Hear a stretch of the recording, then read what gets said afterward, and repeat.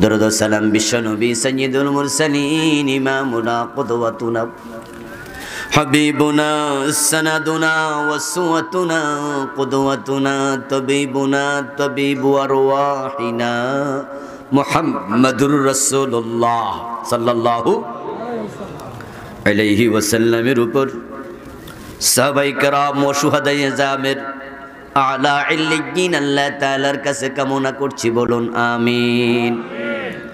সম্মানীয় ভাইয়েরা, আমি আপনাদের সম্মুখে পবিত্র কোরআন মাজিদ থেকে সূরাতুন নহলের ৩৬ নম্বর আয়াত তেলাওয়াত করেছি। বিশ্বনবীর পবিত্র মুখ অনুসৃত একখানা ছোট্ট হাদিসে নববী পাঠ করেছি। আল্লাহ তাআলা তৌফিক দান করলে এখান থেকে কিছু কথা বলবো। ওয়া মা তৌফিকি ইল্লা বিল্লাহ। আল্লাহ তাআলা সূরা নহলের ৩৬ নম্বর আয়াতে বলছেন, ওয়ালাকাদ বা'আসনা ফি কুল্লি উম্মাতিন রাসূলা। অবশ্যই আমি প্রত্যেক জাতির কাছে রাসূল পাঠিয়েছি। ওয়া ইম মিন উম্মাতিন ইল্লা খালা ফিহা নাযীর। এমন কোন জাতি অতিবাহিত হয় নাই যাদেরকে জাহান্নামের ভয় দেখানোর জন্য ভয় প্রদর্শনকারী পাঠাই নাই। লিকুল্লি কওমিন হাদ। প্রত্যেক জাতির জন্য হেদায়াতকারী নবী রাসূল আমি পাঠাইছি। একটা জাতিও বাদ পড়ে নাই, বরং প্রত্যেক জাতির কাছে আমি নবী রাসূল পাঠিয়েছিলাম।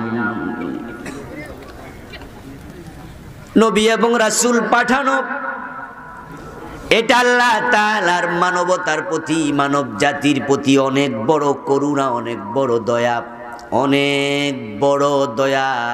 কারণ যদি নবী রাসূল না পাঠাতেন আমরা জান্নাতের পথ খুঁজে পেতাম না, অসম্ভব ছিল। এখন আমাদের দেশের পীর সাহেব হুজুররা মানুষকে জান্নাতের পথ দেখাচ্ছে। এখন যখন কোনো পীরের আমাদের ভালো না লাগে, তার পথ দেখানো, তার রীতি, তার আমল, তার সিস্টেম আমাদের ভালো লাগে না, আমরা বলি সে ভণ্ড। যারটা ভালো লাগে তারটাকে আমি বলি হক্কানি। এখন যারা দেওয়ানবাগের মুরিদ তাদের কাছে তো দেওয়ানবাগই ভালো, তাই তাদের কাছে এটাই হক্কানি, ঠিক না? ভালো না লাগলে ভণ্ড, ভালো লাগলে হক্কানি। এখন যারা মাঝবান্ডারের মুরিদ তাদের কাছে মাঝবান্ডারি তো হক্কানি, ঠিক না? যারা আটরশির মুরিদ তাদের কাছে আটরশি কি ভণ্ড? সেটাই হক্কানি। এখন আসলে কে হক্কানি কে ভণ্ড যদি নবী রাসূল না আসতো আমরা সেটাও বুঝতে পারতাম না। এখন আমরা কে ভণ্ড কে হক্কানি তা বুঝার জন্য নবীর সাথে তার চরিত্র মিলাই, তার আমল মিলাই, তার কথা মিলাই, ঠিক না? যদি মিলে তাহলে আমরা বলি সে হক, যদি না মিলে আমরা বলি ভণ্ড। যদি নবী রাসূল নাই আসতো তাহলে কে হক কে না হক চিনার কোনো উপায়ও ছিল না। আমরা চরম বিভ্রান্তিতে পড়ে যেতাম। কোথায় হক আছে আমরা বুঝতে পারতাম না, কে হক্কানি তাও আমরা বুঝতে পারতাম না। হযরত আলী রাদিয়াল্লাহু তাআলা আনহুর কাছে এক ব্যক্তি গিয়ে প্রশ্ন করলেন, কাইফা নারিফু আহলাল হক? ক্বালা আরিফিল হাক্কা তারিফ আহলাহু। নবী রাসূল আসার পরেও মানুষ হক চিনতে এখনো ভুল করছে। তাই তো ল্যাংটা পীরের কাছে মুরিদ হয় এমন লোকও আছে না নাই? নবী রাসূল আসার পরেও মানুষ ল্যাংটার কাছে যায়। যদি নবী রাসূল না থাকতো তাহলে কি উপায় ছিল? ঠিক কি না? ঠিক কি না? নবী রাসূল আছে, কোরআন আছে, হাদিস আছে, তারপরও ল্যাংটার কাছে মুরিদ হয়। রাসূলুল্লাহ সাল্লাল্লাহু আলাইহি ওয়াসাল্লাম বলেছেন, তারাকতুকুম মিসলাল বাইদা লাইলুহা ওয়া নাহারুহা সাওয়াউন। আমি তোমাদের কাছে সুস্পষ্টতার উপর রেখে যাচ্ছি, আলোকবর্তিকার উপর রেখে যাচ্ছি। ইসলামের কোনো কিছু গোপন নাই, সব প্রকাশ্য। আলো উঠলে যেমন অন্ধকার থাকে না, জাল হাক্কু ওয়া জাহাকাল বাতিল, ইসলাম এসেছে, জাহেলিয়াত চলে গেছে। তারাকতুকুম মিসলাল বাইদা, আমি উজ্জ্বলতার উপর তোমাদের ছেড়ে দিলাম, রেখে গেলাম। লাইলুহা ওয়া নাহারুহা সাওয়াউন, দিন বলো আর রাত বলো সমানে সমান। কোনটা হক কোনটা না হক বুঝতে তোমাদের কষ্ট হবে না, এমন দিন আমি তোমাদেরকে দিয়ে গেলাম। আল হালালু বাইয়িন ওয়াল হারামু বাইয়িন, হালাল সুস্পষ্ট, হারাম সুস্পষ্ট। এত স্পষ্টতার পরেও মানুষ যদি ল্যাংটার কাছে যায়, হক না চিনে, যদি সেটা না থাকতো তাহলে কি উপায় হতো? ও আলী রাদিয়াল্লাহু তাআলা আনহু বলুন, আমরা হকওয়ালাকে কিভাবে চিনতে পারবো? আল্লাহ তাআলা তো কোরআন মাজিদে বলছেন, কুনু মা'আস সাদিকিন, তোমরা সত্যবাদীদের সঙ্গী হয়ে যাও। যারা সত্যওয়ালা তারাও তো হকওয়ালা। এখন কে সত্যবাদী কে হকওয়ালা চিনবটা কেমনে? হযরত আলী রাদিয়াল্লাহু তাআলা আনহু জবাব দেন, এরিফিল হাক্কা, হকওয়ালা চিনিও না, হকটাকে চিনো আগে। তারিফ আহলাহু, তাহলে যার কাছে হক আছে তুমি বুঝা নিবা সেই হকওয়ালা। যদি হকটাই না চিনো, হকওয়ালা খুঁজে কোনো লাভ নেই। আগে হকওয়ালা চিনো, হকওয়ালা চিনতে হলে হকের কাছে যাও। ইন্নাল্লাহু ওয়াল হক, হক হলো একমাত্র আল্লাহ। তাই আল্লাহর পক্ষ থেকে যা আসে সেটাই হক হিসাবে সাব্যস্ত হয়। এখন আপনারা যারা আছেন তারাও যদি হক চিনতে চান, আপনাকে আল্লাহর কাছে যেতে হবে। আল্লাহর কাছে তো যাওয়ার রাস্তা আমাদের কাছে নাই। আল্লাহ ভালো করে জানেন তারা আমারে দেখবে না, আমার সাথে কথা বলার সুযোগ পাবে না। তাই আমি ওহী নাজিল করে তাদেরকে হক চিনাইয়া দিলাম। আমি নবী এবং রাসূল পাঠাইলাম। যদি এখন হকওয়ালা চিনতে চাও, তার কাজ তার চরিত্র নবী রাসূলের কথার সাথে কাজের সাথে মিলাও। যদি মিলে হক, যদি না মিলে না হক। এখন যার কথা এবং কাজ কোরআন সুন্নাহর সাথে, আল্লাহ এবং তার রাসূলের সাথে মিলবে না, তার দাড়ি যত বড় হোক, পাগড়ি যত সুন্দর হোক, তার নামাজ তার রোজা যত আকর্ষণীয় হোক, তিলাওয়াত যত মনোমুগ্ধকর হোক, ও ব্যক্তি সাহেবুল হক নয়। ব্যক্তির দাড়ি দিয়া হক মানিও না, ব্যক্তির টুপি দিয়া হক চিনিও না। কারণ পায়ে যে পীর সেজদা নেয় ওই পীরের মুখেও দাড়ি আছে না নাই? তো সে তো হক, যদি দাড়ি দিয়ে হক চিনো।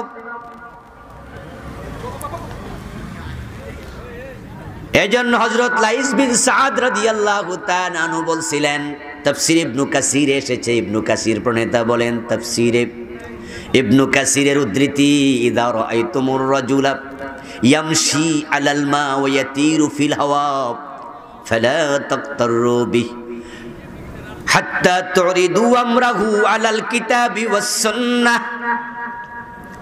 যদি নিজের চোখে দেখো কোনো ব্যক্তি শূন্যে উড়ে বেড়ায় এবং সেই ব্যক্তিটা পানির উপরে হাঁটে, তাকে দেখে ধোকায় পড়িও না। তাকে কারামতওয়ালা আহলে হক মনে করে ওলি ঘোষণা দিও না। হাত্তা তুরিদু আমরাহু আলাল কিতাবি ওয়াস সুন্নাহ, যতক্ষণ তার কাজ কর্ম কোরআন সুন্নাহর সাথে না মিলাবে। যদি মিলে তাহলে গ্রহণ করো, না মিললে সে আকাশে উড়বে, পানিতে হাঁটবে, সে ওলি নয় বরং সে জাদুকর হতে পারে।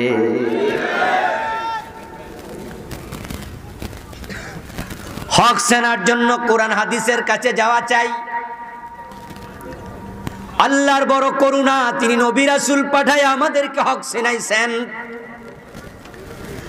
আমি আবুল কালাম আজাদ আপনাকে জান্নাতের পথ চেনাতে পারবো না, কোনটা হক আমি বলতে পারবো না, কারণ আমি নিজেই তো একটু দূরে গেলে পূর্ব পশ্চিমে চিনি না। এই বাংলাদেশের কত জায়গায় যে আমি উত্তর দিকে ফিরে নামাজ পড়ছি, কোনোদিন দক্ষিণ দিকে, কোনোদিন পূব দিকে, পশ্চিম দিকে ফিরে পড়ি, তবে নিজের এলাকায়। আমি 2003 সন থেকে ফার্ম গেটে একটা কামিল মাদ্রাসায় পড়াচ্ছি, প্রায় 17 বছর তো হতে যাচ্ছে। আমার বাসাটাও ফার্ম গেটেই, কিন্তু ফার্ম গেট রাস্তার বাম পাশে ওখানে একটা মার্কেট আছে, নাম ফার্ম ভিউ মার্কেট, ওটাতে মসজিদ আছে। এই 17 বছরে যখনই নামাজ পড়ছি তখন উত্তর দিকে ফিরে পড়ছি। কথা বুঝলেন? আমার বন্ধু যে বেটা পূর্ব পশ্চিমে চিনে না, সে জান্নাতের পথ কেমনে দেখাবে? সে তো ছোট বাচ্চার সে অবুঝ। ছোট বাচ্চা যার বয়স 2-3 বছর, ওরে জিজ্ঞাসা করুন পূর্ব কোনটা পশ্চিম কোনটা, সে চুপ করে থাকবে। যদি বলে আন্দাজে বলবে, বাস্তবে কোনটা সে বোঝে না। আমি ঢাকা থেকে চিটাং গেলে তো পূর্ব পশ্চিমে চিনি না, জান্নাতের পথ আমি কেমনে চিনব? এই যে একটা ঝামেলার কথা বললাম, এটা শুধু আমার ক্ষেত্রে হয়, আপনাদের হয় না, ঠিক না? শুধু হাটাজারি মাদ্রাসার মোতামিম সাহেবের হয় না? কথা বলেন। ঢাকা ইউনিভার্সিটির বিসি সাহেবের হয় না? সরসিনা মাদ্রাসার প্রিন্সিপালের হয় না? হোক প্রিন্সিপালের হোক, কমপক্ষে সরসিনার পীর সাহেবের হওয়ার সম্ভাবনা নাই। আমার ভাই, আমরা সবাই তেমন। এর কারণ আছে, ওয়ামা উতীতুম মিনাল ইলমি ইল্লা কালিলা। সুবহানাল্লাহ পড়েন। কারণ আল্লাহ কোরআনে বলছেন, তোমাদের ইলম আমি দিয়েছি বড়ই সামান্য। ওই সামান্য ইলম দিয়া তুমি পূর্ব পশ্চিমে খুঁজে পাইবা না। কিসের অহংকার? তুমি পূর্ব পশ্চিমে চিনো না, তুমি জান্নাতের পথ কেমনে চিনবা? আল্লাহ যদি মানুষের উপর ছেড়ে দিতেন জান্নাতের পথ খুঁজে তোমরা নিজেরা বের করো, তাহলে আমরা অনেকেই জান্নাতের পথ খুঁজে পেতাম না। এই জন্য জান্নাত বানাইছেন যিনি, জান্নাতের পথ দেখানোর দায়িত্ব নিয়েছেন শুধুই তিনি। শুধু শব্দটা লাগাইছি, শব্দের দিকে খেয়াল করলে বুঝবেন। শুধু লাগানোর পরে বোঝা যায় তিনি ছাড়া জান্নাতের পথ দেখানোর ক্ষমতা আর কারোই নেই। হযরত আদম আলাইহিস সালামকে আল্লাহ তাআলা যখন জান্নাত থেকে দুনিয়ায় পাঠাইয়া দিলেন, তখন তিনি কি বলেছিলেন? এই কথাটা আল্লাহ তাআলা কোরআনে বলছে। হযরত আদমকে জান্নাত থেকে দুনিয়ায় আল্লাহ পাঠাইছে, এই আলোচনাগুলো কোরআনে আছে কিনা? আছে।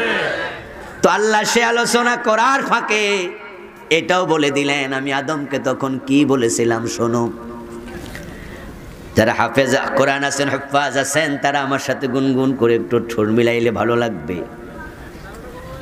আর যারা হাফেজ নয় তারাও পারলে পড়বেন। ফাইম্মা ইয়াতিয়ান্নাকুম মিন্নি হুদান ফামান তাবিয়া হুদায়া ফালা খাউফুন আলাইহিম ওয়ালা হুম ইয়াহজানুন। সবাই সুবহানাল্লাহ পড়ে। আল্লাহ তাআলা বলেন, আমি আদমকে বললাম, আদম ও হাওয়া, তোমাদেরকে আমি দুনিয়ায় পাঠাইয়া দিচ্ছি জান্নাত থেকে, এটাই তোমাদের ঠিকানা ছিল।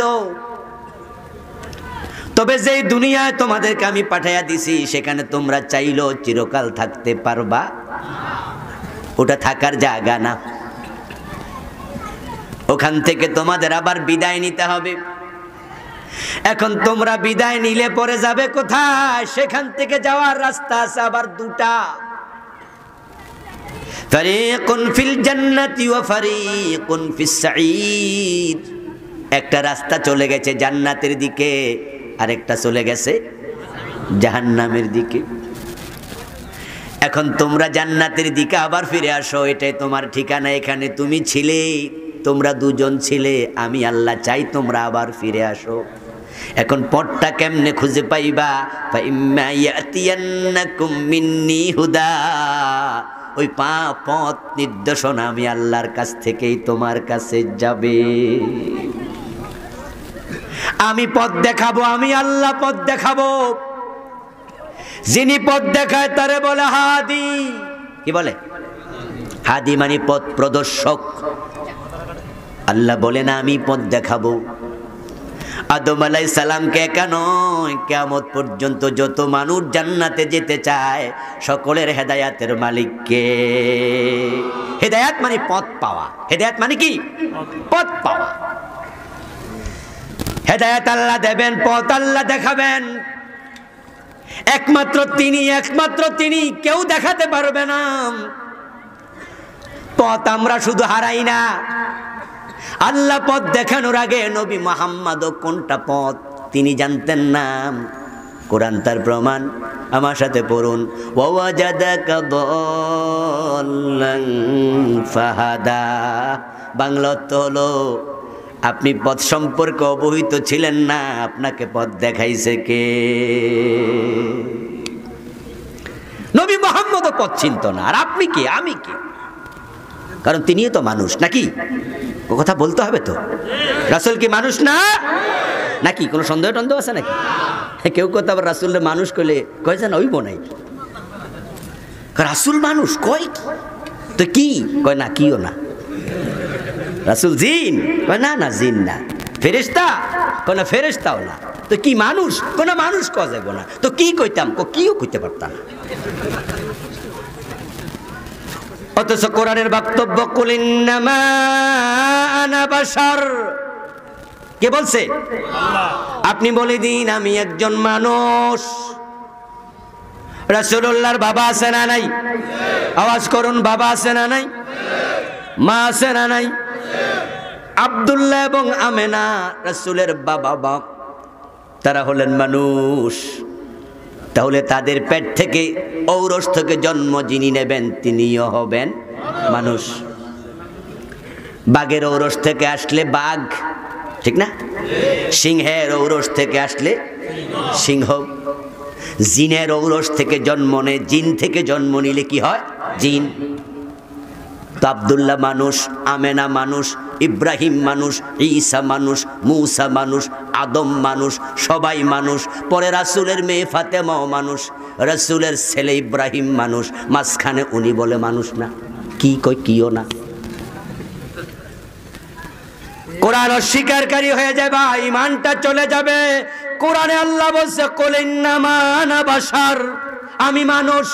ইন্নামা দতে হাসার, লফজে হাসার সীমাবদ্ধতার অর্থ দেয় আমি শুধুই মানুষ, আমাকে তোমরা ফেরেশতা মনে করিও না। তবে বন্ধু, নাকি যদি আপনি আবার মনে করেন আপনার মতো আমার মতো একবারে সাধারণ, এটা ঠিক হবে না। বরং তিনি সব মানুষের মাঝে সেরা।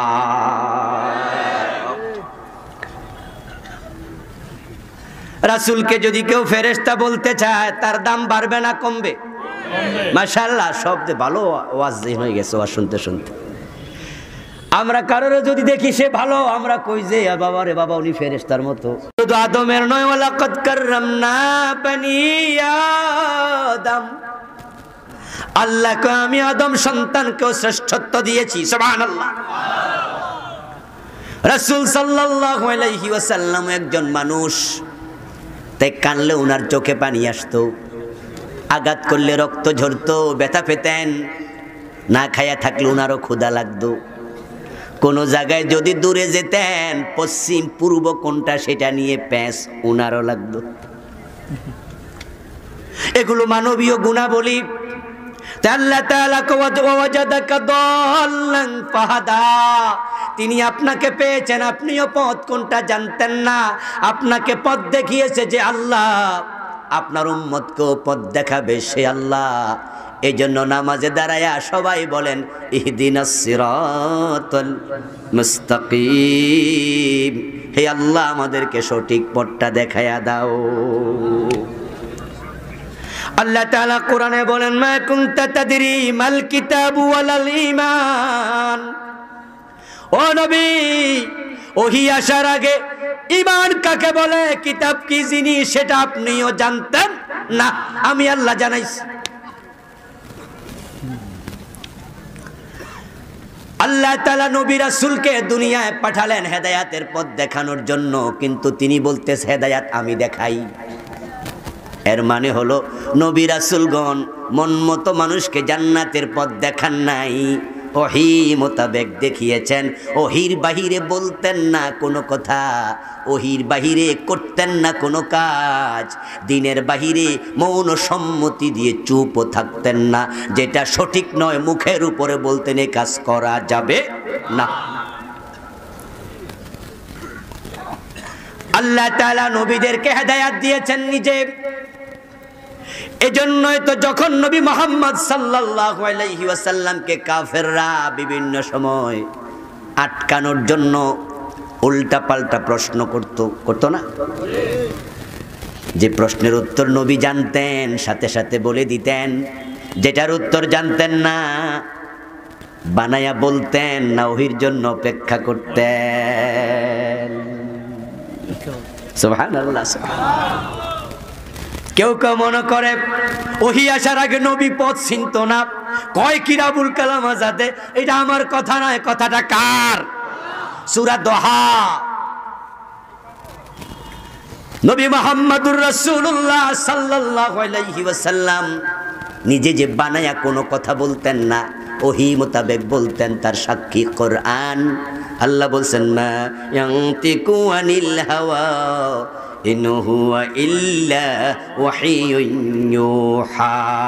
মোহাম্মদ হরগজ না গুফতা, তা না গুফতা জিব্রাইল, জিব্রাইল হরগজ না গুফতা, তা না গুফতা কর দেগার আয় রব্বুল জলিল। রাসূল সাল্লাল্লাহু আলাইহি ওয়াসাল্লাম ওহীর বাহিরে কোনো কথা বলতেন না, ওহীর জন্য অপেক্ষা করতেন। এতে বোঝা যায় হেদায়েতের মালিক কে?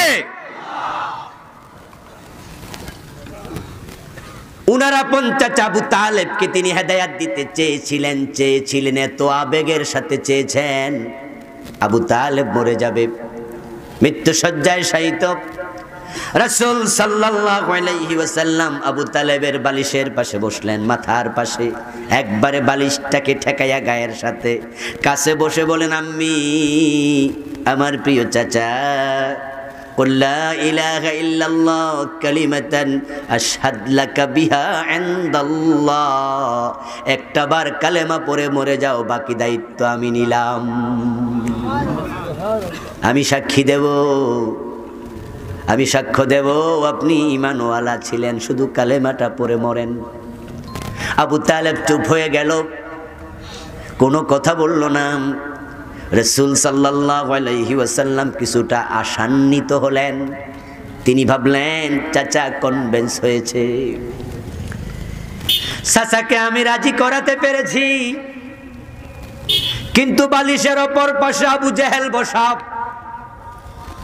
আবু জেহেল বলতেছে, সাথে ছিল আরেকটা আবু জেহেল, তার নাতি আব্দুল্লাহ ইবনে আবি উমাইয়া, আরেক আবু জেহেল। দুইজনে সমস্বরে কয়, আবু তালেব, মরার সময় বুঝি কাফের হইয়া মরবা? ফতুয়া দিচ্ছে বাপ দাদার ধর্ম ত্যাগ করবা, মরার সময় বুঝি কুফরি করবা, বাপ দাদার ধর্ম স্বীকার করবা? আবু তালেব আবার মাথাটা একটু তুলেছে, রাসূলের দিকে তাকায়া কয়, লাউলা আন তুআজ্জিরুনি কুরাইশুন লাআকরারতু বিহা আইনাক ওয়া কানা আখিরু মা কাল্লামাহুম হু আলা মিল্লাতি আব্দুল মুত্তালিব। আবু তালেব একটু মাথা তুলে চোখটা বড় করে বলছে, ও আমার প্রিয় ভাতিজা, যদি এই কুরাইশের লোকেরা কালেমা পড়লে আমাকে তারা বিভিন্ন বিরূপ শব্দে মন্তব্য করবে, আমাকে গালিগালাজ করবে, আমারে কাফের ফতোয়া দিয়া পুরা মক্কায় মানুষের সামনে ছোট করবে, এই আশঙ্কা আমি না করতাম। আকরারতু বিহা আইনাক, তোমার চোখের সামনে আমি কালেমাটা পড়ে ফেলতাম। কিন্তু আমার মরার পরে মানুষ আমারে হেও করুক, এটা আমি চাই না, তাই আমি বাবার ধর্মের উপরে আছি। নাউজুবিল্লাহ পড়বেন না? আরে ভাই, তাকদীর ঈমান নাই, হেদায়েত আল্লাহ দেয় নাই। বাবার ধর্মের উপর আসি বলে মরে গেল, শেষ কথা। এরপর আবু তালেব আর কোনো কথা বলেনি। কানা আখিরু কালামিহি কাল্লামাহুম, শেষ কথা যেটা, হুয়া আলা মিল্লাতি আব্দুল মুত্তালিব, সে তার বাবার ধর্মের উপরে আছে বলে শেষ। বিশ্বনবী কান্না শুরু করে দিলেন। উনি বড় কষ্ট পেলেন। হায়রে, কত কবিরা গুনাহগার উম্মতকে সুপারিশ করে জান্নাতে নেব, কিন্তু চাচা তো কাফের মুশরিক অবস্থায় মরল, সুপারিশ কার্যকর হবে না, আমি সুপারিশ করার অনুমতিও পাবো না। কুল্লিল্লাহি শাফাআতু জামিআ, নবী চাইলে সুপারিশ করে ফেলবে তা নয়, সবটা সুপারিশ আল্লাহর হাতের মুঠোয় থাকবে। ওয়ালা ইয়াশফাউনা ইল্লা লিমান ইরতাদা, আল্লাহ কোরআনের আয়াতে বলেন, যারা সুপারিশকারী হবে, নবীগণ সুপারিশ করবেন, শহীদগণ সুপারিশ করবেন, আলেমগণ সুপারিশ করবেন, আল্লাহওয়ালারা সুপারিশ করবে, কিন্তু তাদের মন মতো নয়। ইল্লা লিমান ইরতাদা, সুপারিশ শুধু তার জন্যই করবেন যার উপরে আল্লাহ রাজি থাকবে। রাসূল সাল্লাল্লাহু আলাইহি ওয়াসাল্লাম কান্না শুরু করে দিলেন, বাচ্চা মানুষের মতো কাঁদতে থাকলেন। আল্লাহ ওহী নাজিল করেন, লাআল্লাকা বাখিয়ুন নাফসাকা আল্লা ইয়াকুনু মুমিনিন। ও আমার প্রিয় নবী, মানুষ ঈমান আনবে না, তাই আপনি কেঁদে কেঁদে নিজকে কষ্ট দেবেন কেন? কষ্ট দেয়া দরকার নেই। আপনি তো চেষ্টা করেছেন, কিন্তু হেদায়েত তো আপনার হাতে নয়। হেদায়েত কার হাতে? জোরে বলতে হবে, কার হাতে? ইন্নাকা লা তাহদি মান আহবাবতা ওয়ালাকিন্নাল্লাহা ইয়াহদি মান ইয়াশা। ও নবী মুহাম্মদ, আল্লাহ আয়াতে কারিমা নাজিল করে দিলেন, আপনি যাকে চান হেদায়েত দিতে পারবেন না, বরং আল্লাহ যাকে চান শুধু তাকেই তিনি হেদায়েত দেন। পথ দেখানোর জন্য আল্লাহ তাআলা নবী রাসূল পাঠালেন। কোন পথে জান্নাত আল্লাহ নবীদেরকে দেখালেন। নবী মুহাম্মদ ওহীর মাধ্যমে প্রাপ্ত হইয়া জান্নাতের পথ দেখাইছে। এখন জান্নাতের পথ কোনটা? হক্কানি আলেমকে, কোন ফির হক্কানি, কোন ফির ভণ্ড, আপনি নির্বাচন করলে হবে না। কোন আলেম হক্কানি এটা আপনি নির্বাচন করলে হবে না। আমরা অনেক আলেমদেরকে বলি, দেখে বলে আমরা ওলামায়ে হক্কানি, মিছিল দে মিছিল, ওলামায়ে হক্কানি, কই জিন্দাবাদ জিন্দাবাদ। ও তো বন্ধু, কে হক্কানি? জিন্দাবাদ কাকে দাও? তুমি যে আলেমকে সাপোর্ট করো সেই হক্কানি কেমনে বুঝলা? যদি হক্কানি চিনতে হয় তোমাকে কোরআন হাদিসের সাথে মিলাতে হবে। আবুল কালাম আজাদের কথার দাম একানাও নাই যদি কোরআন হাদিসের সাথে না মিলে। যদি মিলে যায় গ্রহণ করো, না মিললে কোনো বাবার কথা গ্রহণ করা যাবে না। আমরা ওস্তাদ মানব নিশ্চয়ই, পীর মানব, ততক্ষণ তাদের কথা কোরআন হাদিসের সাথে মিলবে। যতক্ষণ, যখন মিলবে না তার কথার একানা দাম আর নাই। ইমাম আবু হানিফা রাহিমাহুল্লাহর মতো বিশ্ববিখ্যাত আলেম, ইমামুল আযম, উনার উপাধি কি? ইমামুল আযম, বড় ইমাম। ও বন্ধু, সাহাবায়ে কেরামের নামের আগে ইমাম শব্দটা ব্যবহার হয় না, কিন্তু পরবর্তী আলেম যারা কোরআন হাদিস থেকে ব্যাখ্যা করে আমাদেরকে বিভিন্ন বিষয় জানিয়েছেন, মাসআলা ইস্তেমবাত করে, তাদের নামের আগে আছে ইমাম শাফি, ইমাম আবু হানিফা, আছে না? ইমাম মালিক, ইমাম আহমদ ইবনে হাম্বল, ইমাম সুফিয়ান আস-সাউরি, এভাবে বিভিন্ন ইমামের নাম আমরা শুনেছি। এই সব ইমামের মাঝে ইমাম আবু হানিফা হলেন ইমামুল আযম, সবার মাঝে তিনি বড়। 8 জনের মতো সাহাবীর সাক্ষাৎ পেয়েছিলেন। 80 হিজরিতে তার জন্ম। ইমাম আবু হানিফা রাহিমাহুল্লাহ বড় বড় তাবিঈদেরকে পেয়েছেন ওস্তাদ হিসাবে। সাহাবী পেয়েছেন 8 জন।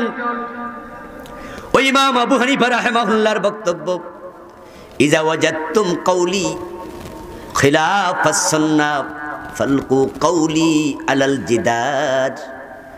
যদি সেই ইমাম আবু হানিফার মতো লোকের কোনো কথা তোমরা পাও যেটা হাদিসের খেলাফ, তোমরা আমার কথাটাকে দেয়ালের মাঝে ছুঁড়ে মেরে হাদিসটাকে গ্রহণ করো।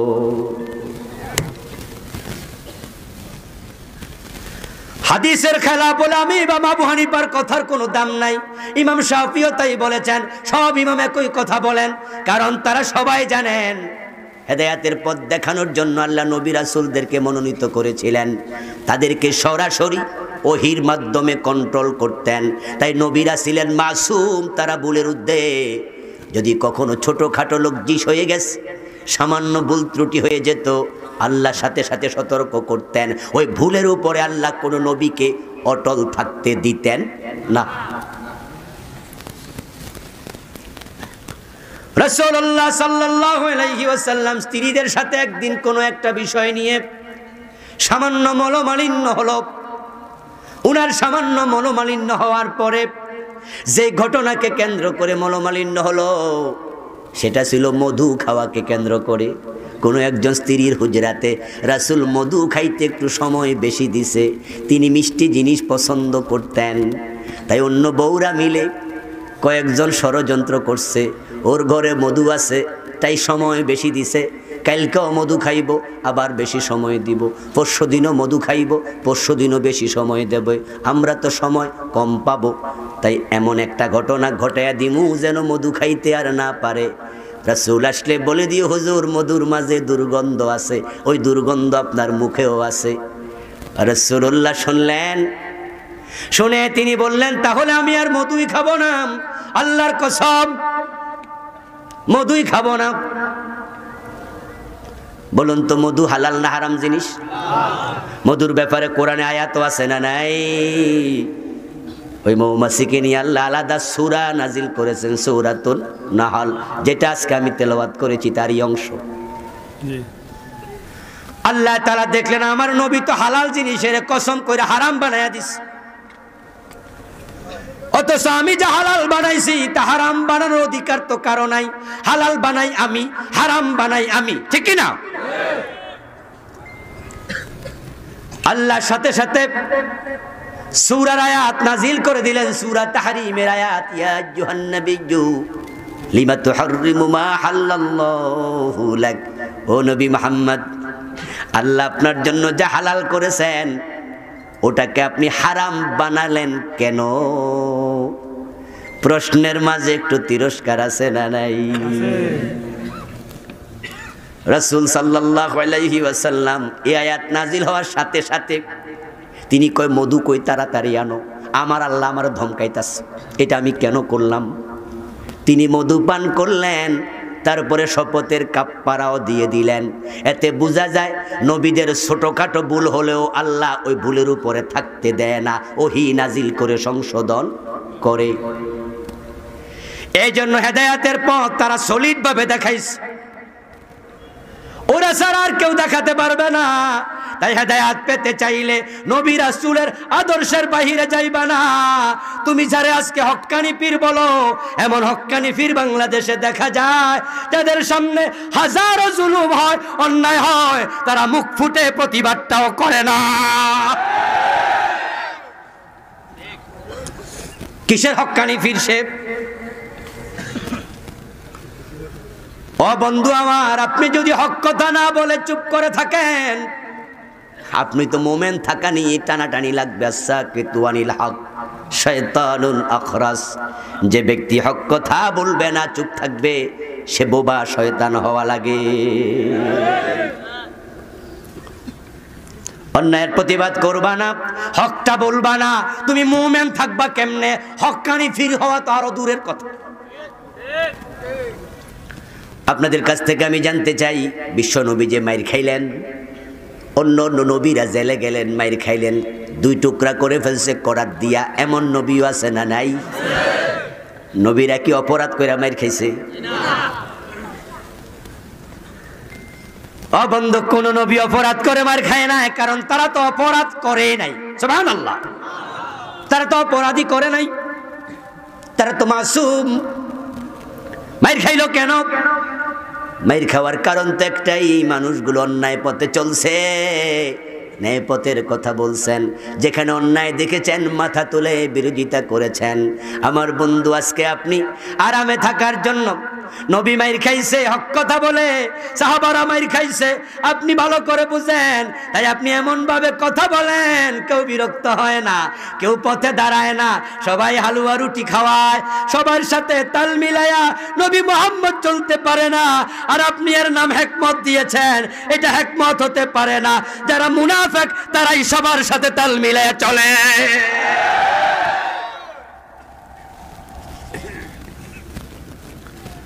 এখন হক কথা না বলে আপনি হক্কানি ফির। সমাজ আল্লাহর দিন কায়েম নাই, কত বিধান লঙ্ঘিত হচ্ছে। চোর ধরে হাত কাটার বিধানটা এই সমাজে নাই, ডাকাত ধরে শুলে দেওয়ার বিধানটা নাই, জেনা করলে পাথর মারার বিধান ইসলামে আছে কিন্তু বর্তমান সমাজে নাই। মদ পান করলে 80 বেত লাগানোর বিধান ইসলামে আছে না নাই? কিন্তু বাংলাদেশে আসেনি। এত বিধান নাই, তোমার ভূমিকা কি? আল্লাহর আইন কায়েমের ব্যাপারে কথা বলো না। তোমার মুরিদ তোমারে কয় হক্কানি ফির, কারণ তুমি জানো আল্লাহর আইনের কায়েমের পক্ষে কথা বললে জেলখানার কয়েদি হওয়া লাগে, বিনা দোষে মামলা খাওয়া লাগবে, বাড়িতে ঘুমাইতে পারবা না, তোমার খানকা টিকবে না, তোমারও জেলখানায় ঢুকাবে, আবার বেশি কথা বললে ফাঁসির আসামিও বানায়া দিতে পারে।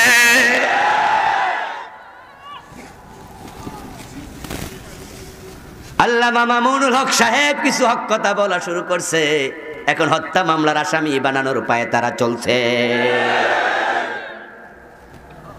কেন কেন?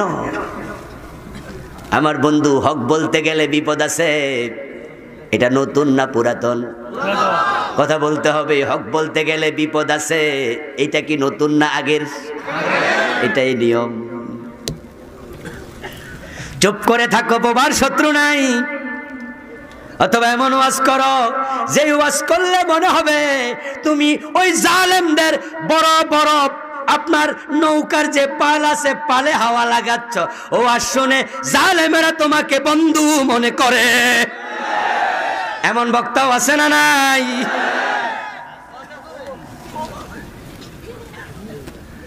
আমার বন্ধু এমন ভাবে ওয়াজ করে জালেমরা মনে করে উনি তো আমাদের দোস্ত।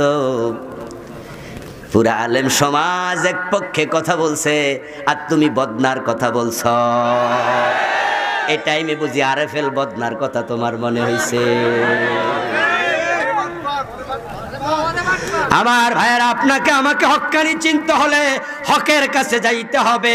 আল্লাহর জমিনে আল্লাহর দ্বীন কায়েমের কথা যারা বলে না, পীর হোক, বুজুর্গ হোক, বক্তা হোক, ইমাম হোক, আলেম হোক, তারা হক্কানি হতে পারে না, তারা হক্কানি না।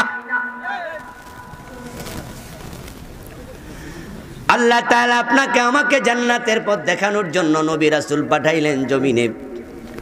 নবী রাসূলরা যে পথ দেখাইছেন আমাদেরকে সে পথেই চলতে হবে। এটা আল্লাহর বড় করুণা। প্লাবন প্লাবন ডুবাইয়া ছাড়বো, কিন্তু বললেন নূ, যারা ঈমান এনেছে, দাওয়াত গ্রহণ করেছে, মুমিন হয়ে গেছে, তাদেরকে ডুবাবো কেন? তারা তো বাঁচার জন্যই হেদায়াতের পথে এসেছে। তাই একটা নৌকা বানাও, কিস্তি বানাও। নূহ আলাইহিস সালাম কিস্তি বানালেন, প্লাবন শুরু হলো। আল্লাহর অর্ডার, সকল মুমিনকে তুমি তোমার নৌকায় তুলে নাও। 40 অথবা 80 জন লোক ঈমান এনেছিল, হেদায়াত পেয়েছে, তাদেরকে তিনি কিস্তিতে তুলেছেন। তারা সবগুলো বেঁচে গেছে।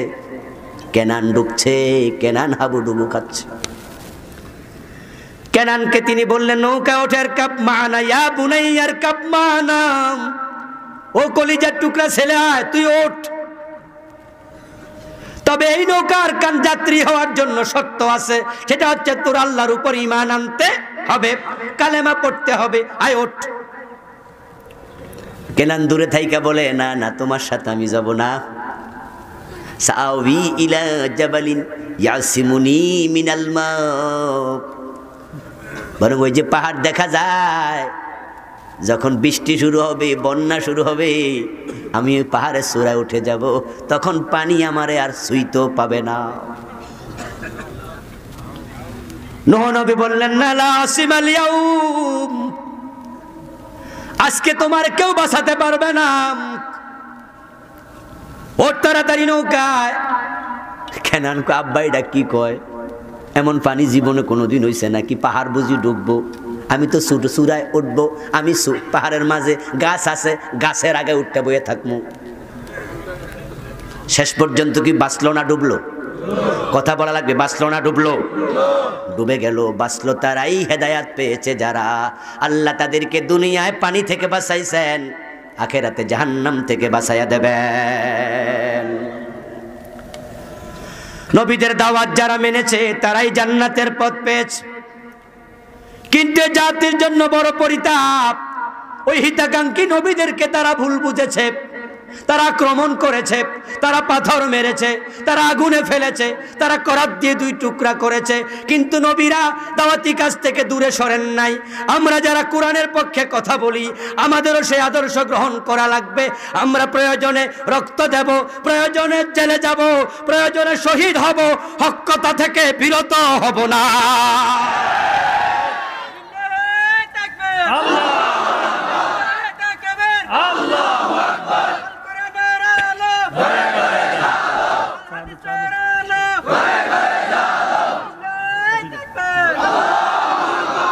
আমার বন্ধু, আমরা যদি হকের পথে একমত হয়ে যেতে পারি, আলেম ওলামারা দেখবেন হকের বিজয় সুনিশ্চিত।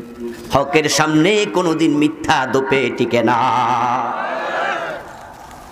হকের সামনে মিথ্যা পরাজিত হয়।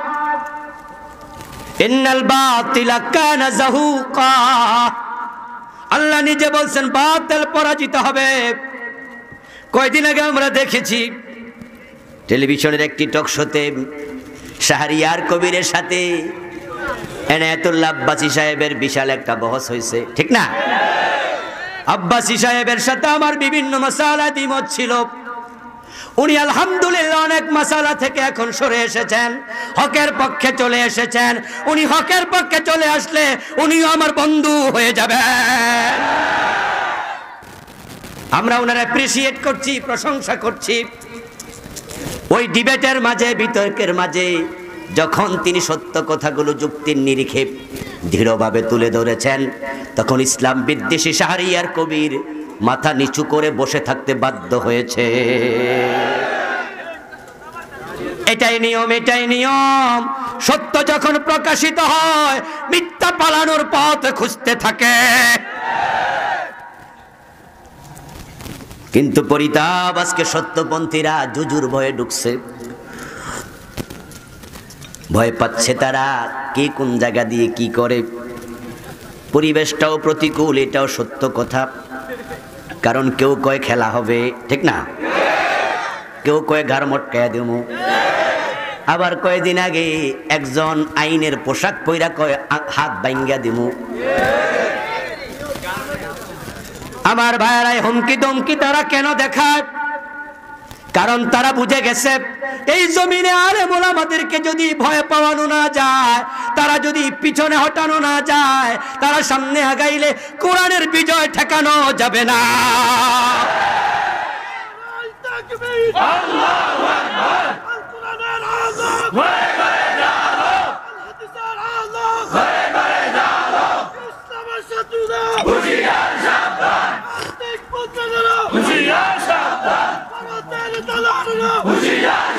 আমার ভাইয়েরা, আমার বন্ধুগণ, কোরআন হাদিসের পক্ষে আপনি থাকলে আল্লাহ আপনার সাথে আছে না নাই? ভয় পাওয়ার কিছু নেই। দুঃখ নিয়ে জন্ম যাদের, তাদের আবার দুঃখ কিসের? ব্যঙ্গের সর্দি হয় না, কারণ তার জন্ম পানিতে। আমরা ইব্রাহিমের সন্তান, আগুনে পড়ে ইব্রাহিম ভয় পায় নাই, আমাদেরকে আগুন দেখে ভয় পাওয়াতে পারবা না। আমরা সত্যের পক্ষের লোক।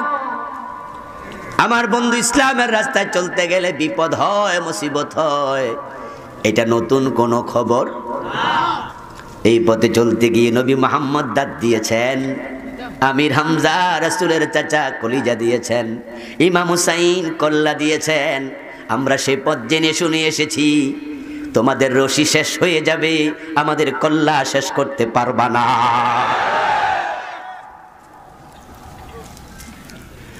নবী এবং রাসূলেরা দাওয়াত নিয়ে এসেছেন, আমরা তাদের পথে দাওয়াত দেই, আমরা তো চাপায়া দেই না। তোমরা কেন আমাদের ঘাড় মটকাইবা, কেন আমাদের হাত ভাঙবা? আমরা তো চাপায়া দিতে বলি না, আমরা বলি এটা জায়েজ ওটা জায়েজ না, আমাদের কথা মন গড়া না, আমরা কোরআন হাদিসের আলোকে ফতোয়া দিয়ে থাকি। এখন তোমরা কো আমরাও তো আলেম, আলিফ বা তা সা তো পড়ছি, তাই হুজুরদের ফতোয়া তোমরা ভুল ধরতে আসো। আলিফ বা তা সা পড়ো ভালো, জিম হা খাও পড়ো, কোনো অসুবিধা নাই, কিন্তু ভুলে যেও না প্যারাসিটামল হিস্টাসিনের নাম মুখস্থ করে ডাক্তার হওয়া যায় না, আলিফ বা তা সা পড়ে বিজ্ঞ আলেম হওয়া যায় না।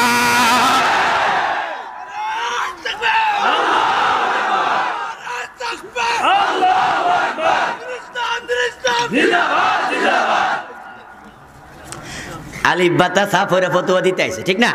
আমরাও তো কম মৌলবি নাকি, আমরাও বুঝি। ও বন্ধু, তুমি যদি বোঝো যা মনে চায় করো, আমরা শুধু বলেছি, আমরা তো জোর জবরদস্তি করি নাই। আল্লাহ তাআলা জোর জবরদস্তি করার জন্য কোরআনে আমাদের অনুমতিও দেন নাই, বরং আল্লাহ বিশ্ব নবীকে বলেন ফাযাক্কির ইন্নামা আনতা মুযাক্কির লাস্তা আলাইহিম বিমুসাইতির। ও নবী, আপনি উপদেশ দেন, আপনি দারোগা নয়, জোর করে মানুষকে ইসলামে প্রবেশ করানোর কোনো প্রয়োজন আপনার নাই। ইন্নামা আলাইকাল বালাগ ওয়া আলাইনাল হিসাব। আল্লাহ কোরআনে বলছেন আপনার দায়িত্ব হলো মানুষের কাছে মেসেজ পৌঁছায়া দেয়া, দাওয়াতটা পৌঁছায়া দেয়া। কে দাওয়াত গ্রহণ করেছে কে করে নাই ওটার হিসাব নেয়ার দায়িত্ব আপনার নয়, হিসাবের জন্য আল্লাহ আছে না নাই? আল্লাহ ওয়া আলাইনাল হিসাব, হিসাব নেয়ার দায়িত্ব আমি আল্লাহর। এই জন্য আমরা জোর জবরদস্তি করি না। রাস্তার মোড়ে ভাস্কর্য মূর্তি আমরা ভাঙতে বলি না, আমরা বলি বানাইও না, ঠিক কি না? আমরা বলি বানাইও না, কিন্তু আমরা বলিনি ভাঙো। বাংলাদেশের বিভিন্ন জায়গায় কত রকমের ভাস্কর্য, কোন জায়গায় রংপুরে নাকি একটা ল্যাংটাও আছে, কি ময়মনসিংহে, এটা ল্যাংটা মহিলার ভাস্কর্য আছে।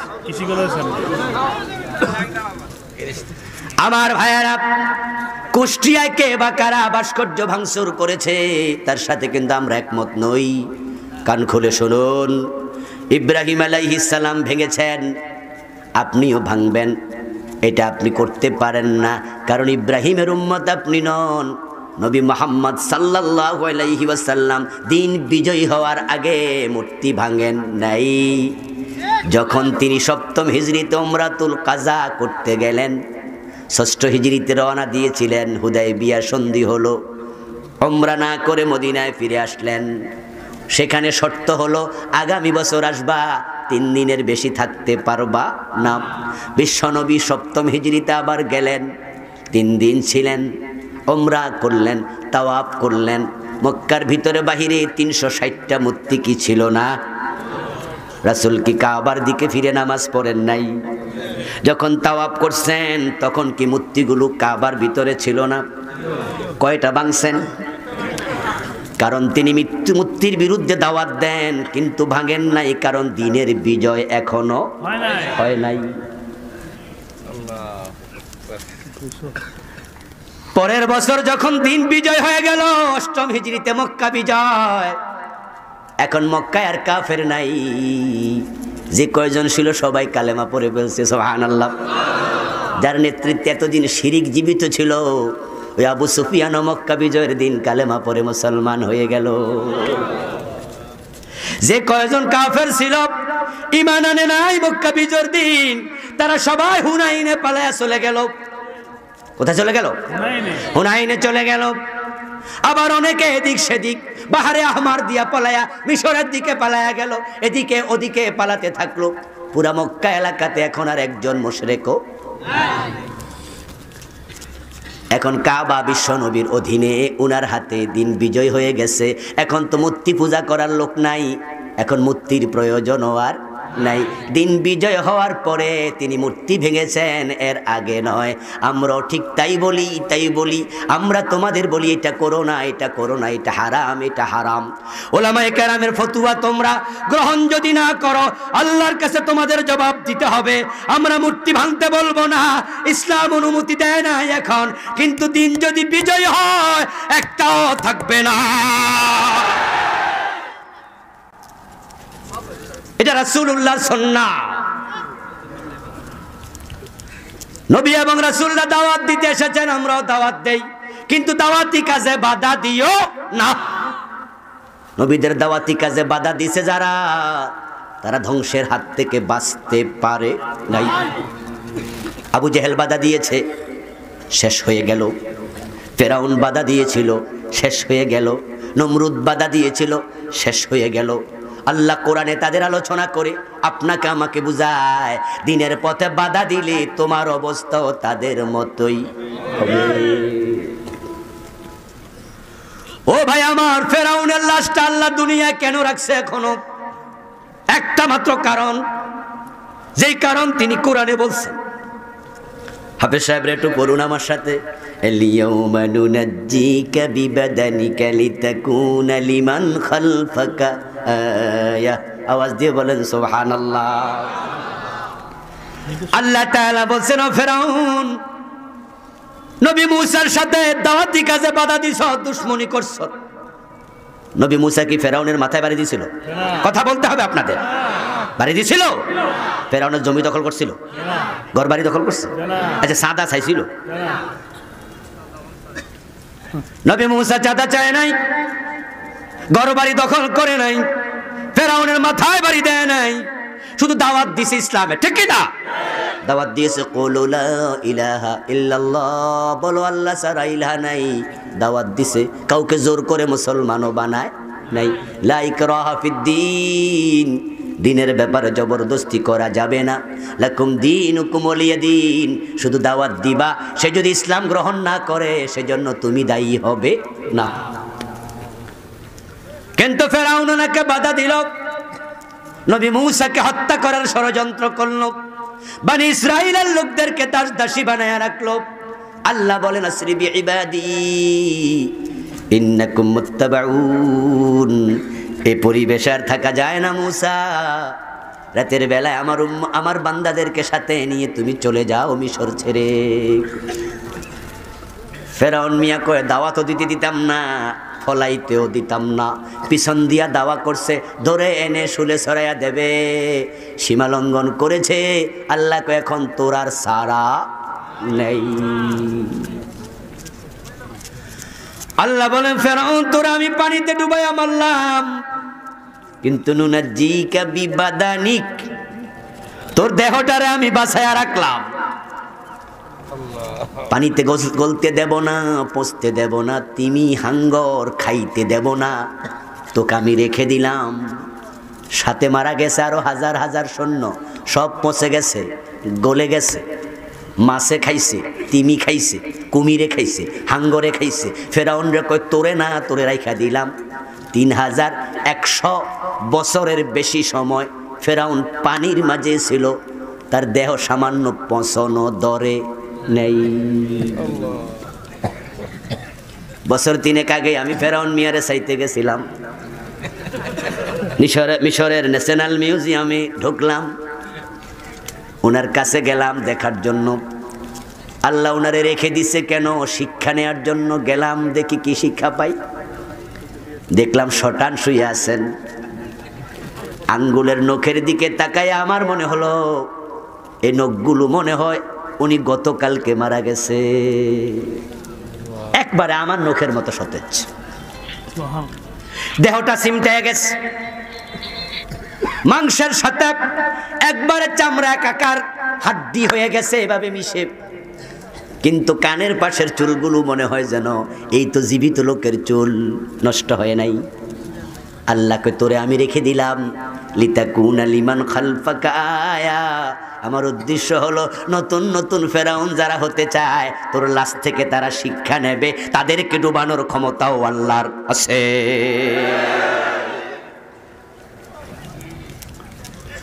নবী রাসূলগণ দাওয়াত দিয়েছেন, বাধা যারা দিয়েছে গজব হয়ে গেছে, শেষ। এখন আমরা দাওয়াত দেই, আমরা জোর করি না, বাধা দিও না, বাধা দিও না। যদি বাধা দাও, গজব দেওয়ার ক্ষমতা আল্লাহর আছে না নাই? আল্লাহরে ভয় করো, ভয় করো, ভয় করো। এখন যত নবী আসছেন মানুষকে হেদায়েতের পথ দেখানোর জন্য, সবার দাওয়াত ছিল মাত্র একটা। ওই একটা দাওয়াত যে গ্রহণ করেছে সে জান্নাত পেয়ে গেছে। ওই দাওয়াতটা ছিল দুই ভাগে বিভক্ত। কয় ভাগে? দুই ভাগে বিভক্ত। প্রথম অংশ আনি ইবাদুল্লাহ, আল্লাহর ইবাদত করো। দ্বিতীয় অংশ ওয়াজতানিবুত তাগুত, এবং তাগুতের সাথে সম্পর্ক রেখো না। এই দুটা দাওয়াত নেবেন, ডাইরেক্ট জান্নাত পাবেন। এই দাওয়াত দিলে হেদায়েত পেয়ে গেলেন, নিলে হেদায়েত, নিলে হেদায়েত, নিলে জান্নাত। কিন্তু পরিতাপ, বাংলাদেশের লোকেরা এই দাওয়াতটাকে দুটো ভাগের একটি ভাগ গ্রহণ করেছে, বাকিটা গ্রহণ অনেকেই করে নাই। বন্ধুগণ বলুন তো, ফজরের নামাজের ফরজ কয় রাকাত? জোরে বলতে হবে, কয় রাকাত? যদি কেউ 1 রাকাত পড়ে আর 1 রাকাত না পড়ে, সওয়াব পাবে কতটুকু? ওই 1 রাকাত বাতিল, ঠিক না? 1 রাকাত পরে বাড়ি চলে গেলেন, আর 1 রাকাত পড়েন নাই। যত আলেম আছে সবাই বলবো 1 রাকাত বাতিল। পড়লে 2 রাকাত, না পড়লে বাদ দাও, কিন্তু একটা পড়বা, অর্ধেকটা বাদ দিবা। এই অধিকার ইসলাম তোমাকে দেয় নাই। রোজা রাখবেন, ঠিক গড়ি দইরা 6 ঘন্টা রোজা রাখছেন 12 ঘন্টার মাঝে, তারপরে দিনে দুপুর 12টা ইফতার করে ফেলছেন, সওয়াব 50%, 40%, কত পার্সেন্ট? একটুও নাই। এই যে 6 ঘন্টা যে রাখলেন, পুরাটাই বাদ।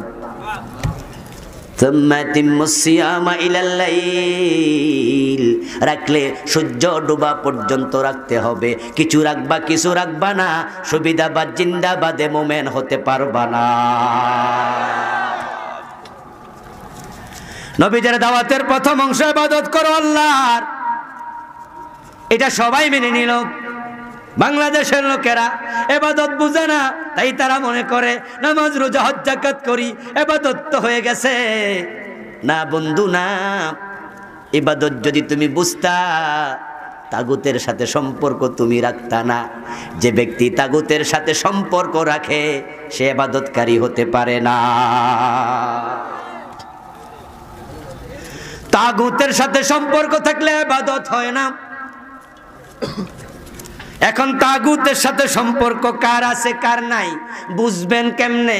তাগুতে তো চিনেন না। তাগুত না চেনার কারণে কেউ তাগুতের কাছে মাইয়া বিয়া দেয়, কেউ বোন বিয়া দেয়, কেউ তাগুতের সাথে দোস্তি পাতে, আবার কেউ নিজে তাগুত হইয়া বসে আছে। নামাজ পড়ে, রোজা রাখে, হজ করে, যাকাত দেয়, আবার তাগুতের সাথে সম্পর্ক রাখে, কারণ সে হয়তো বুঝিনি। আবার কেউ কেউ আছে বুঝে, কিন্তু স্বার্থের কারণে সে তাগুতের সাথে সম্পর্ক রাখছে। আপনার কি স্বার্থ? চাকরি চলে যাবে। কি স্বার্থ?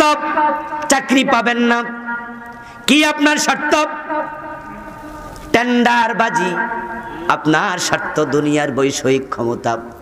আপনার স্বার্থ, যদি আপনি তাদের সাথে সম্পর্ক না রাখেন তাহলে বিনা দোষে টর্চারিং করবে, মামলা খাওয়াইয়া দেবে, জেলে ঢুকাইয়া দেবে। এই দুনিয়াবি বৈষয়িক স্বার্থের জন্য তাগুতের সাথে সম্পর্ক রেখে চলছেন। যদি আপনার মতো আমার মতো এমন মিঠা সম্পর্ক নবীগণ রাখতেন, তারাও মাইর খাওয়া লাগতো না।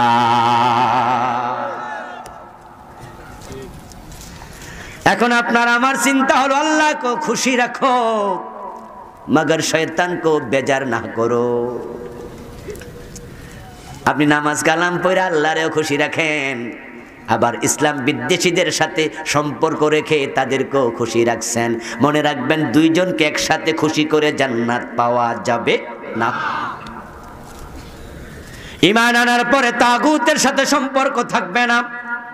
তাগুত হলো সেই শক্তির নাম যেই শক্তি নিজে দিন মানে না, অন্যকেও দিন মানতে দেয় না। এই জমিনে সেই শক্তি আমাদের সম্মুখে উপস্থিত হয়ে আছে। আমরা যদি কোরআনের কথা বলতে যাই, কোরআনের আইনের কথা বলি, তারা এর মাঝে রাজনীতির গন্ধ তালাশ করে। তারা স্পষ্টত বলে দেয় রাজনীতির সাথে ইসলামের সম্পর্ক নাই, দুটা নাকি দুই জিনিস। ও আমার দোস্ত, কেমনে কথা বলো যে নবী মুহাম্মদ দ্বীনের দাওয়াত দিয়েছে, ওই নবী মুহাম্মদ দেয় পড়েছি মা। তখন মা এসা বলে খুলুকুল কোরআন, যদি কোরআন পড়ে থাকো, এ কোরআনই হলো রাসূলের চরিত্র। রাসূল কোরআনের বাইরে চলে নাই, কোরআনের বাইরে বলে নাই। এখন 10 বছর মদিনার প্রেসিডেন্ট তিনি হলেন, যদি ইসলামের রাজনীতি না থাকে তিনি কিভাবে এটা করলেন? এরপর উনি ইন্তেকাল করলেন তিনি সোমবারে, দাফন করলো মঙ্গলবারে দিবাগত রাত, মানে বুধবারে। চলে গেল অনেক সময়। এতটা সময় কেন সাহাবারা ওনাকে দাফন করেন নাই? এর কারণ তারা পরবর্তী খলিফা নির্ধারণ করতে গিয়ে সময় চলে গেছে। রাসূল সাল্লাল্লাহু আলাইহি ওয়াসাল্লামের পরে কে খলিফা হবেন রাসূল কারো নাম বলে যান নাই। তাই সাহাবারা তা নিয়ে দেন দরবার করতে করতে করতে করতে সোমবার চলে গেল, মঙ্গলবার পুরাটা দিন চলে গেল, বুধবার রাতে ওনাকে দাফন করা হলো। আবু বকর, ওমর, ওসমান, আলী রাদিয়াল্লাহু তাআলা আনহুম 4 জন মিলে 30 বছর মদিনার প্রেসিডেন্ট ছিলেন। কি কথা তোমরা বলো? তোমরা নাকি আবার আলিফ বাতা সাজেনে বড় আলেম হইয়া ইসলামের ভাষ্যকার সাজো। আবু বকর, ওমর, ওসমান 30 বছর দেশ চালাইছে, ইসলামের রাজনীতি নাই, কও কেমনে সব?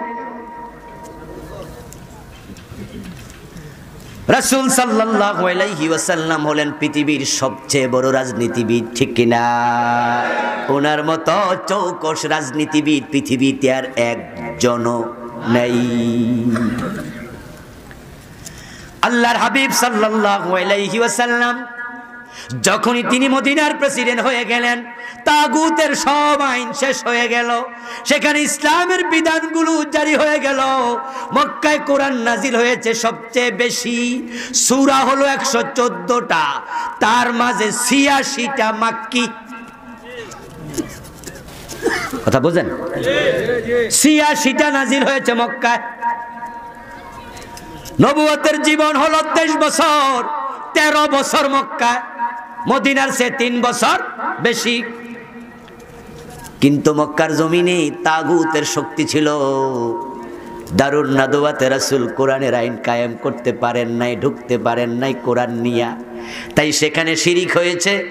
যখন তাগুতের শক্তি থাকে তখন কাবা ঘরের ভিতরে মূর্তি থাকে, যখন দিনের বিজয় হয় পুরা দেশ থেকে শিরিক উৎখাত হয়ে যায়।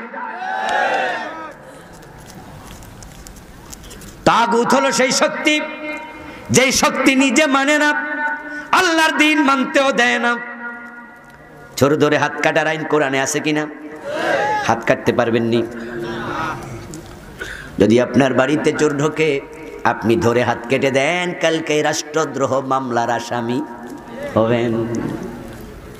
মদ খাইলে 80 বেদ দেওয়ার আইন ইসলামে আছে না নাই? যদি আপনার ঘরে আপনার এলাকায় কেউ মদ খায়, ধরে 80 বেদ দেন, কালকে মামলা খাবেন। তারা আল্লাহর আইন মানে না, আমাদেরও মানতে দেয় না। রাস্তা ডান পাশে চলবেন, ট্রাফিক পুলিশ আপনাকে থামাইয়া দেবে না? ডান পাশে কেন চলছেন? তারা বলবে রং সাইডে চলেন কেন? আপনি বললেন ইন্না লিল্লাহ ইন্না লিল্লাহ, রং শব্দের অর্থ ভুল। আমি তো ডান পাশে চলছি, এটা ভুল নয়, বরং ডান পাশে চলা সুন্নাহ। ট্রাফিক পুলিশকে 1 মিনিট ওয়াজ করে দেন, ট্রাফিক খুশি হয়ে আপনার কপালে চুমু দিয়া ছেড়ে দেবে, ঠিক না? বাবা রে, হুজুর কত সুন্দর ওয়াজ করে রে। হুজুরদেরকে দাওয়াত দিয়ে হাদিয়া তোফা দিয়ে ওয়াজ শোনা লাগে, আর আজকে রাস্তায় আমি মাগনা আমার ওয়াজ করছি। কপালে চুমু দেবে, 1000 টাকার মামলা দিয়ে দেবে, 2000 টাকার মামলা দিয়ে দেবে। আপনি আবার ট্রাফিকরে বলবেন ভাই আপনি তো মুসলমানের সন্তান, বুকের মাঝে আপনার বেজম্যান আছে, সেখানে বেজে লেখা আছে যে বেজটা আপনার বুকে আছে আব্দুল্লাহ, আপনি তো আল্লাহর বান্দা মুসলমানের সন্তান, আমার বিরুদ্ধে মামলা দিলেন কেন? উনি বলবো হুজুর আমি তো আপনার সাথে পার্সোনাল দুশ্মনী করি নাই, এইভাবে রাস্তায় যদি আপনি ডান পাশে চলেন মামলা দেওয়ার আইন তো আমি বানাই নাই, আইন বানানোর জন্য যারা আছে জিগাইলে হেরারে জিগান, আমি চাকরি করি চাকর হিসাবে মামলা দিলাম।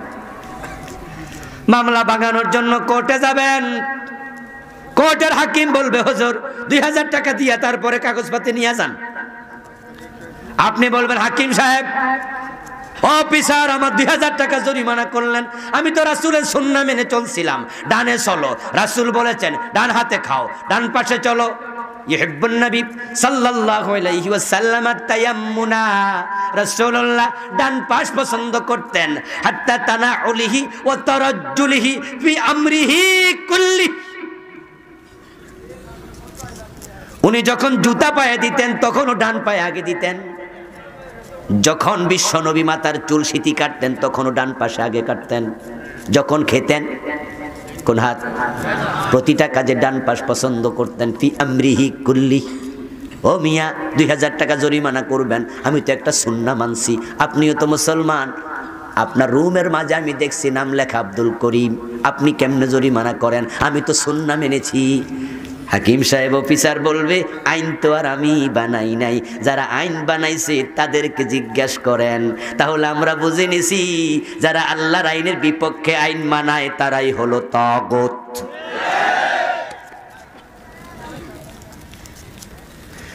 এখন আল্লাহর আইনের বিপক্ষে আইন বানায় এমন লোকের সাথে আপনাদের বন্ধুত্ব আছে, ভোট দেন, মিছিল করেন, নেতা বানায় দেন, আবার মসজিদেও নামাজ পড়তে যান। যারা তাগুতের সাথে সম্পর্ক ছিন্ন করে না তারা প্রকৃত মুমিন হতে পারে না।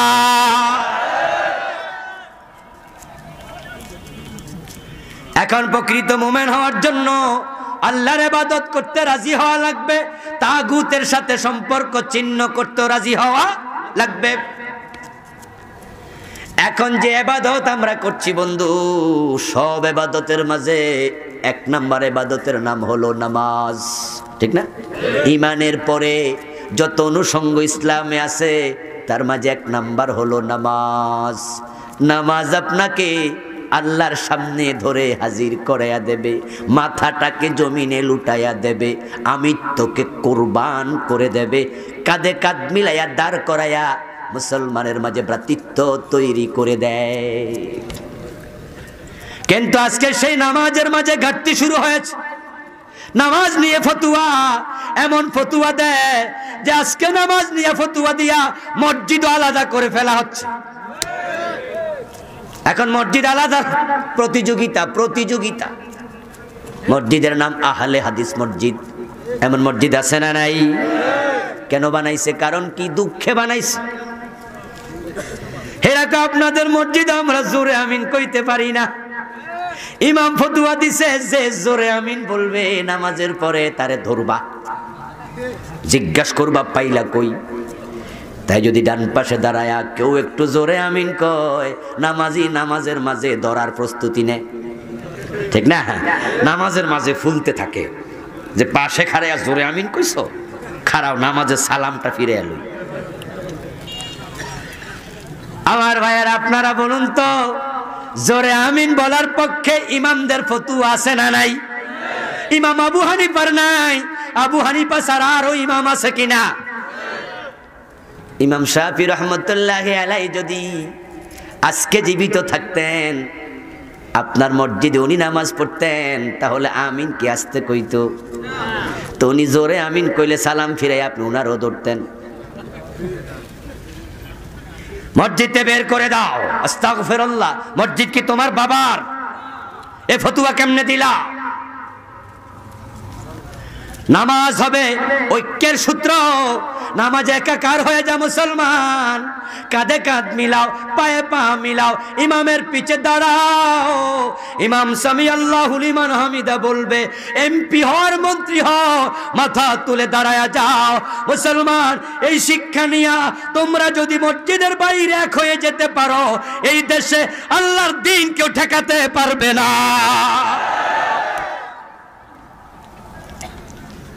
নামাজ থেকে ঐক্যের শিক্ষা নিয়ে যদি মুসলমান একমত হয়ে যেতে পারত, সংখ্যায় কিন্তু আমরা 250 কোটি। আমরা কিন্তু সংখ্যায় কম নই। ধারণা করা হচ্ছে আগামী 50-60 বছর পরে মুসলমান হবে পৃথিবীর জনশক্তির দিক থেকে 1 নাম্বার। 250 কোটি মুসলমান। আওয়াজ করে বলুন তো, তারা কি ঐক্যবদ্ধ না বিচ্ছিন্ন? আমাদের দেশও কিন্তু কম নয়। দেশ হলো 65টা, 65 কান্ট্রিজ, 57টা ওআইসির সদস্য। দেশ আছে 65 মুসলিম, সংখ্যায় কম নয়। পৃথিবীর মাঝখানে আমরা আছি। কাবা হলো পৃথিবীর নাভি। আল্লাহ তাআলা কাবার চারপাশের দেশগুলো ইসলামী রাষ্ট্র উপহার দিয়েছেন তিনি। মুসলিম রাষ্ট্রগুলোকে আল্লাহ তাআলা এক জায়গায় করে দিয়েছে। আপনি দেখতে পাবেন কাবার পাশের রাষ্ট্র, সৌদির পাশে কুয়েত, দুবাই, কাতার, ঠিক না? প্রায় মুসলিম রাষ্ট্র। এবং বন্ধু, শুধু কাবা পৃথিবীর নাভিতে দিয়ে আল্লাহ তাআলা আমাদেরকে নেয়ামত দেননি, বরং তিনি খনিজ সম্পদের 65%-এর উপরে দিছেন মুসলমানদের হাতে। তেলের সম্পদ আমাদের হাতে, স্বর্ণের খনি আমাদের হাতে, রৌপ্যের খনি আমাদের হাতে। মুসলমানরা দ্বিধা বিভক্ত না হইয়া, বিচ্ছিন্ন না হইয়া, যদি নামাজ থেকে শিক্ষা নিয়া কালকে তারা এক হয়ে যেতে পারে, 57টি মুসলিম রাষ্ট্র ওআইসির সম্মেলন কইরা একটা ঘোষণা দিতে পারে, মুসলমানের উপর জুলুম থামাও। আমেরিকাকে আওয়াজ করে বলে, যদি না থামাও আমরা তেল দেব না। ও রাশিয়া তেল দেব না, ও ফ্রান্স তেল দেব না, ব্রিটিশ তেল দেব না। একটা ধমক দাও, 6 মাস তেল দেয়া বন্ধ করো। 6 মাস পরে কাফেরদের বিমান আকাশে উড়বে না। তেল আল্লাহ তোমাদের হাতে দিয়ে রাখছে। কিন্তু পরিতাপ, আমরা ফতুয়া দিয়া যেমন মসজিদ আলাদা করছি, আমরা দেশও আলাদা করছি, চিন্তাও আলাদা করছি। আমরা এখন এত বিভক্ত, ইরাকরে মারলে কুয়েত খুশি হয়, কুয়েতরে মারলে সৌদি আরব খুশি হয়। মুসলমান পিটাইলে আরেক মুসলমান খুশি, লামাজাবি পিটাইলে মাযহাবি খুশি, ফিরের মুরিদ পিটাইলে গাইরে ফিরের মুরিদ খুশি, হুজুর পিটাইলে সার খুশি, সার পিটাইলে হুজুর খুশি। আর কাফেররা এই বিভক্তির সুযোগ নিয়ে এক এক করে মুসলমান জবাই করছে, শেষ করে দিচ্ছে। ভারত সরকার কাশ্মীরে মারে মুসলমান, ঠিক ওই সময় দুবাই সরকার নরেন্দ্র মোদীরে দাওয়াত দিয়া নিয়া স্বর্ণের মেডেল উপহার দেয়। কার দুঃখ কারে কই? সমস্যা আমাদের ভিতরেই, তাই সংশোধন দরকার আছে না নাই? আমার বন্ধু, ভারত যখন কাশ্মীরে মারে, বাংলাদেশ সরকার কয় আমার কি, আমারে তো বড় বড় পেঁয়াজ দেয়, ঠিক না? কাশ্মীরে বুলেট দেয়, আমাদের পেঁয়াজ দেয়। মায়ানমার সরকার যখন ওখানে মুসলমান মারে, আমরা খুশি, আমাদের সরকার আমার কি, ওরা তো আমাদেরকে ধান দেয়, আমাদেরকে গম দেয়। আমেরিকা যখন ইরাকে মারে, আমরা তো খুশি, আমাদেরকে ডলার দেয়। বিশ্ব ব্যাংকে বলে দিছে এত হাজার কোটি টাকা ঋণ দেও, এডিবি দেয়, কি দেয়, ইউএন দেয়, আমাদেরকে দেয়। আপনার আরো কত সংস্থা যেগুলো সরাসরি আমেরিকার নিয়ন্ত্রণে চলে, আমরা কই খুশি, ওরারে মারলে আমার কি। অথচ দোস্ত ভুলে যেও না, আস্তে আস্তে করে বিপদ তোমাদের ঘরেও আসবে। যতদিন তাদের সাথে তাল মিলাইয়া চলো ততদিন বলবে জি জাহাপনা, বললে ঠিক আছে, একটু যদি ব্যতিক্রম করো তোমাদের উপায় থাকবে না। মায়ানমারের লোকেরা পলানোর জায়গা পাইছে, তোমরা পলানোর জায়গাও পাইবা না। সময় থাকতে ঐক্যবদ্ধ হয়ে যাও। কিন্তু পেঁয়াজ পাইয়া, তেল পাইয়া, টাকা পাইয়া আমার কি, আমারও তো দেয়। গৃহস্থ বাজার থেকে ছাগল কিনে আনছে, ছাগল কিনে এনে ঘরে রশি দিয়া খুঁটির সাথে বাঁধছে। ফজরের পর পর ফকফকা আকাশ পরিষ্কার হচ্ছে, অন্ধকার চলে গেছে। ছাগলে তাকায়া দেখে পাশের খুঁটির সাথে একটা গাদা বাঁধা আছে। কিছুক্ষণ পরে মালিক ঘরে ঢুকে এতগুলা কাঁঠাল পাতা ছাগলের সামনে দিছে, খা। ছাগল পাতাগুলা, আপনার কাঁঠাল পাতাগুলা খাইয়া দাঁত নাড়াইয়া নাড়াইয়া ইশারা দিয়া কয়, কিরে গাদা, এই বাড়িতে কত বছর ধরে থাকস, কিন্তু কাঁঠাল পাতা তোর কপালে নাই, আমারে খাওয়ায়। সকাল 10টার দিকে বেটা সরিষার তেল আইনা সুন্দর করে গায়ে মাখে, ছাগলের শিঙের মাঝে কালো কালার করছে, কালো একবারে কি সুন্দর করে কালো রং দিয়া মাখছে। ছাগলটারে ইয়া তেল শরীর লইয়া গোসল করাইছে, একবারে গামছা দিয়া মুছছে, গলের মাঝে ছোট্ট একটা মালা দিয়া দিছে। ছাগল খুশি কারে কয়, গাদার দিকে তাকায়া কয়, এই বাড়িতে কত বছর থাকস, তোর যত্ন নাই, আমার যত্ন দেখ কারে কয়। গাদা বিরক্ত হইয়া কয়, বেশি কথা কইস না, সামনের শুক্রবার কোরবান।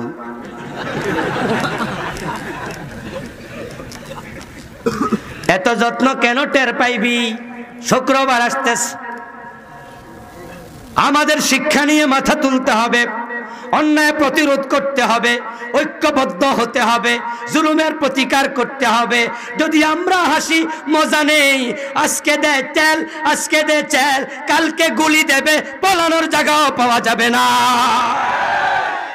কোরবান অপেক্ষা করছে। ওলামায়ে হযরতের খেদমতে শেষ কথা বলে আজকে শেষ করতে চাই, সেটা হলো আপনি এমন ফতুয়া দেবেন না যে ফতুয়ার কারণে সমাজে বিভক্তি তৈরি হয়, ইখতিলাফ তৈরি হয়। বরং আপনি একটু ব্যান্ডেজ নিয়ে আগে যান, একজন ভালো ডাক্তারের মতো। চামড়াটা যখন ছিঁড়ে যায়, রোগী ডাক্তারের কাছে গেলে ডাক্তার সাহেব টাইনা আরো ছিঁড়ে নাকি জোড়া লাগায়? উনি কত সুন্দর করে তুলা দিয়া ব্যান্ডেজটা করে দেয়। এই জাতির লোকেরা এক একজনের চামড়া এক এক জায়গায় ছেঁড়া, এক একজন এক এক জায়গায় বিপদে পড়ে আছে, দ্বিধা বিভক্ত হচ্ছে। আলেমরা ডাক্তারের ভূমিকা পালন করলে এই বাঙ্গার মাঝেও জোড়া লেগে যাবে। আল্লাহ তাআলা সে তৌফিক আমাদের দান করুক, বলুন আমিন। সম্মানীয় ভাইয়েরা,